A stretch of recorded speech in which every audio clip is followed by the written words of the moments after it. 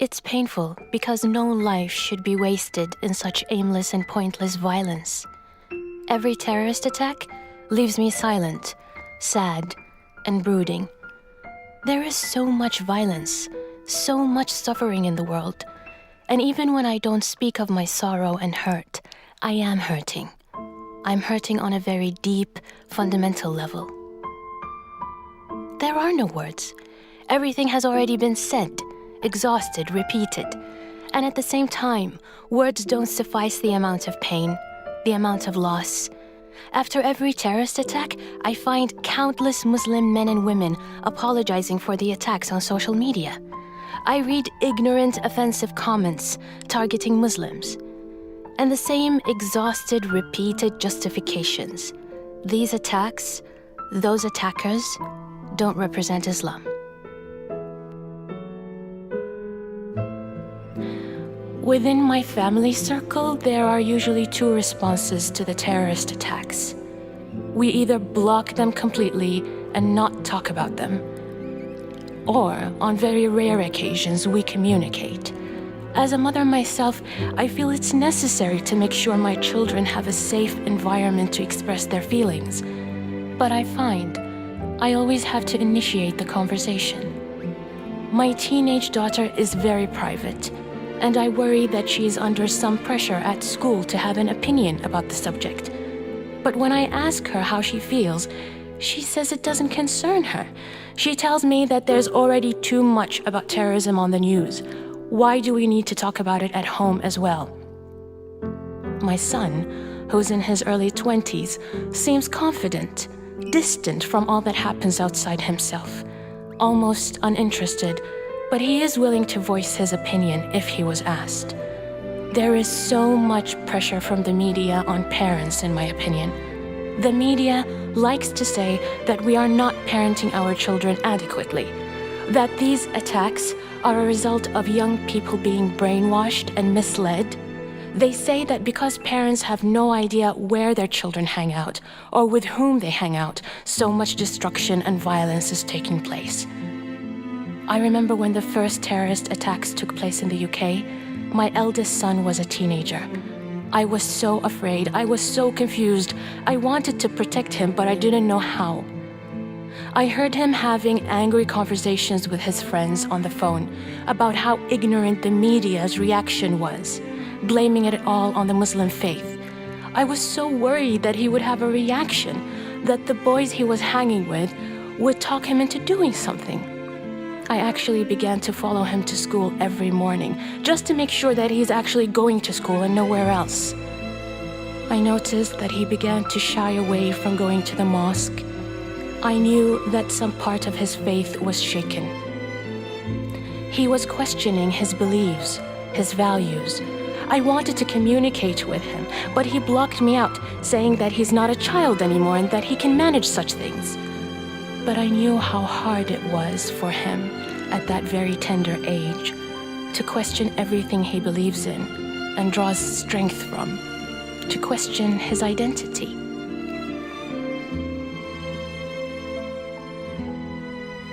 I remember how my 9-year-old daughter was distraught and confused when I picked her up from school. Right after the latest Paris terrorist attacks, she asked me, "Mommy, my friends at school say that Muslims killed a lot of people in Paris yesterday. Is that true? Why would they do that?" I didn't know how to explain it. It was difficult. It made me feel weary to have to widen her eyes to such horrors and injustice. How can I explain to a 9-year-old little girl that there are people out there blowing themselves up and killing other innocent people in the process for the sake of what? For the sake of what exactly? God? Religion? Ideology? Heaven? And she was so keen. She looked so worried. She asked me over and over again, saying things like, "What should I say, Mummy? What should I say if my friends ask me again whether I was a Muslim or not?" I told her that she didn't need to explain herself to anyone. Then I explained to her what had happened. I didn't want to dumb it down, but I had to simplify it for her. It's not something I want my child to think or worry about, but I had to. It was very difficult.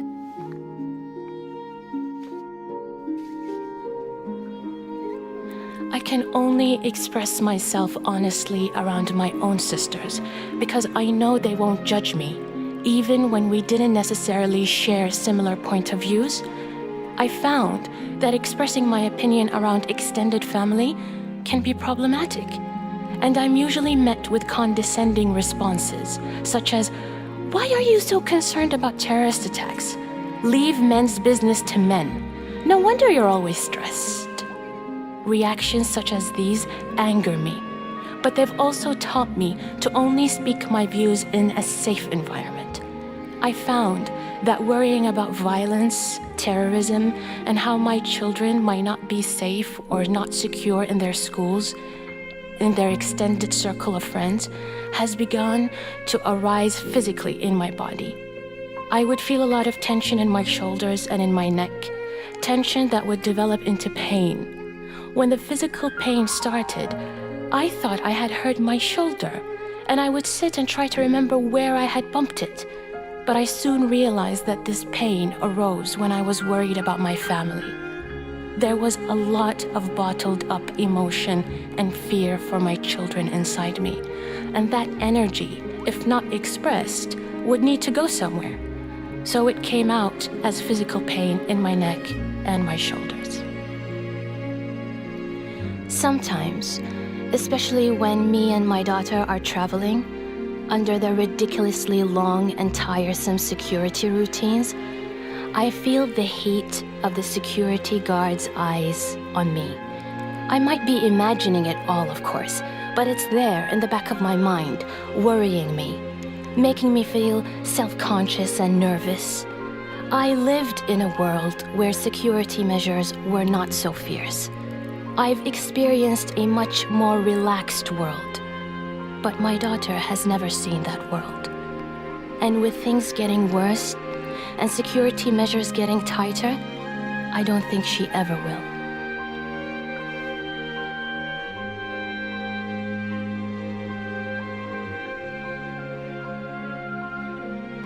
My father was an abusive man, and he arranged my marriage to my cousin.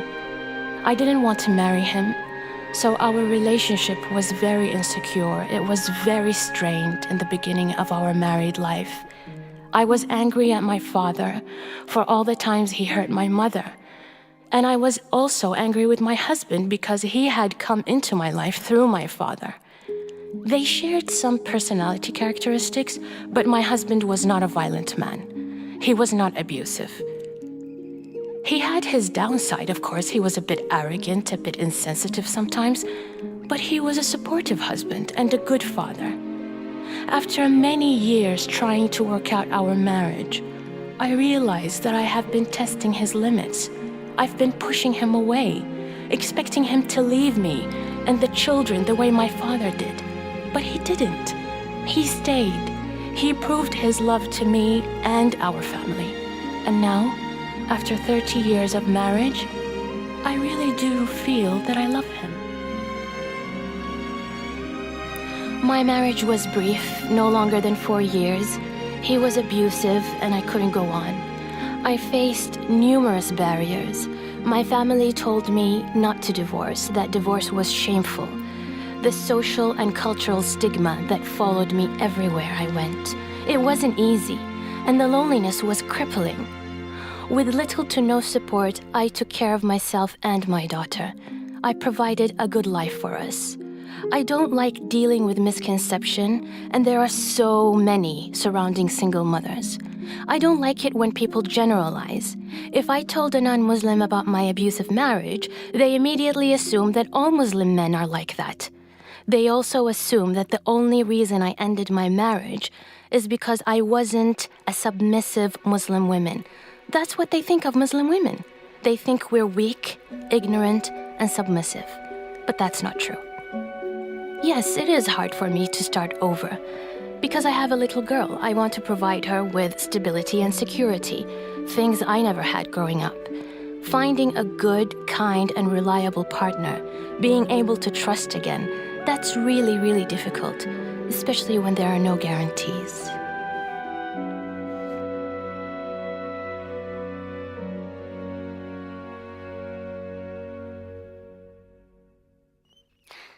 I've dated Western non-Muslim men, and they all had the same misconception about me before they took the time to learn more about me.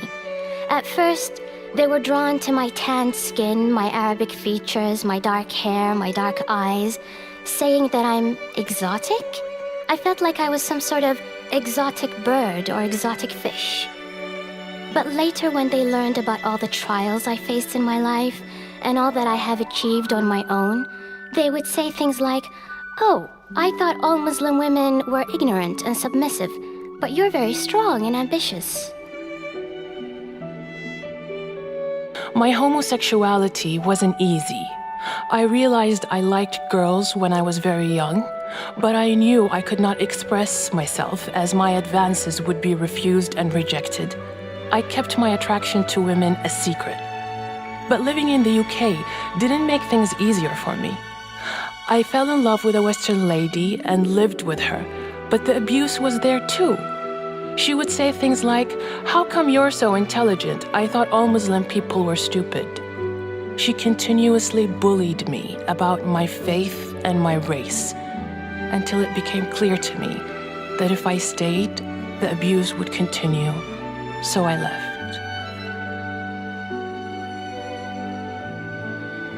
I've been living with my partner for 2 years now.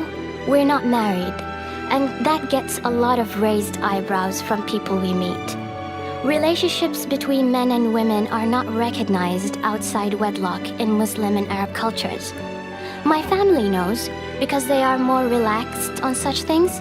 His family doesn't know because they are more strict and conservative. Sometimes we have to be very careful who we talk to about our living arrangements. It saddens me because I feel under pressure to behave in the way society expects me to. Even now that I'm living in the UK, there are always limits and worries and fears.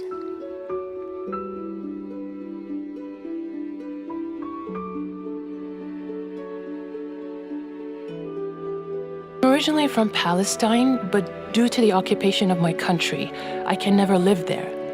It's hilarious when someone I recently met learns that I'm a lesbian. They always gasp and say, "Are you the only Palestinian lesbian in the world? I've never met one before."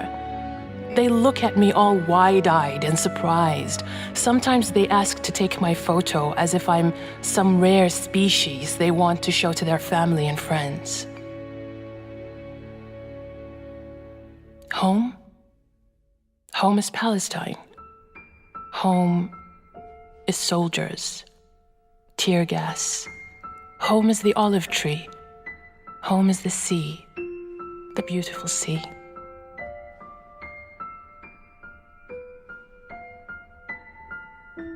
To me, home is my mother, my bed, stability, security, my partner and my best friend. Yes, they are my home. Some certain ethnic foods represent home to me, like sage, za'atar, manaish, maramiya, msakhan, quzi. Those represent home to me. Home is not the color of my passport or the place where I was born. It's somewhere I can make my dreams come true.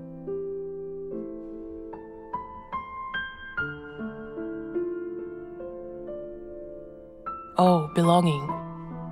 Belonging is a feeling very hard to attain. It ignites so many contradicting feelings inside me.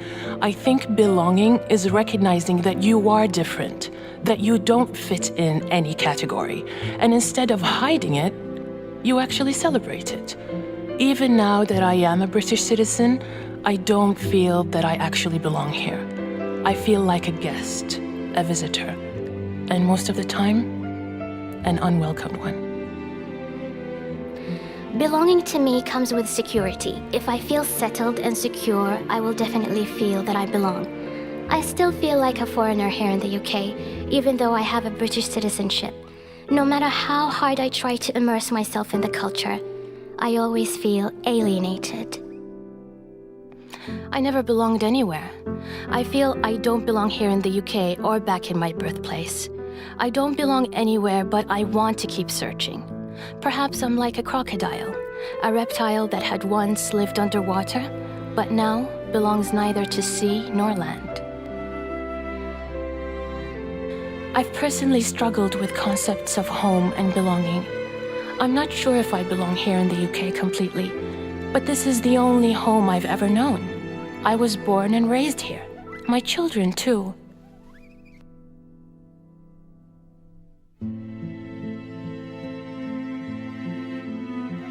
Faith. Faith is optimism, believing in oneself, believing in other people. But it's not easy to hold on to your faith. It's a struggle, because to me, faith is a mystical concept. I believe in Allah or God, but not the way religion portrays Allah. There is somehow a God within me that guides me and protects me. God is something massive, powerful, and comfortable. I've become more spiritual as I gotten older. Now I lean towards believing that God is not some whimsical divine man who loves some race and hates another, favors some people and looks down on others. God cannot be hateful, discriminating, or condescending. These are human attributes. God is the universe, and my fate, my life, is fully within my hand. I create my own reality, my own future, and that makes me powerful. That makes me a sort of God.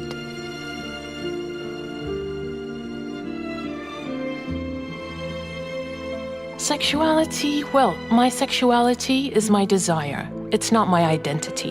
When I think about sex, I think about connection. Sexuality is love, desire, fluidity. Sex is a learning process, something one develops through age and experience. Sex to me is communication, intimacy, being able to trust. My sexuality is a sort of strange animal. It has its moods. Sometimes it's ferocious and aggressive. Sometimes it's playful and calm.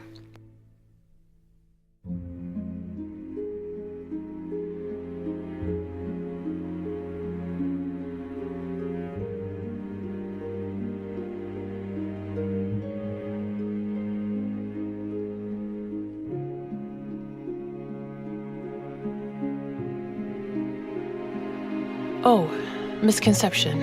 Yes, foreigners perceive me as pitiful, a sad, wronged woman in need of saving and protecting, which is pretty much the opposite of what I am and who I am. When people learn that I'm an Arab, they tell me that they feel sorry for me. They say things like, "Oh, I can't imagine all the awful things you've been through." When they know that I'm a lesbian, they look at me differently. They think that I'm obsessed with sex and that I must have been through a lot of injustice and discrimination, which is also not true. People always assume that I'm obsessed with politics just because I come from Palestine. They think that where I come from, people still ride camels and live in tents. Oh yes, misconception. The first one is that I must be filthy rich just because I'm originally from oil-rich Kuwait. I was never wealthy, personally. I learned how to get by and depend on myself entirely because I never really had anyone to depend on. People actually ask me if I own my own personal oil well. I laugh and say, of course I do. I wake up every morning, wash my face, and gurgle in oil, then I fill up my tank and head to work. It's just how we Kuwaitis roll, you know?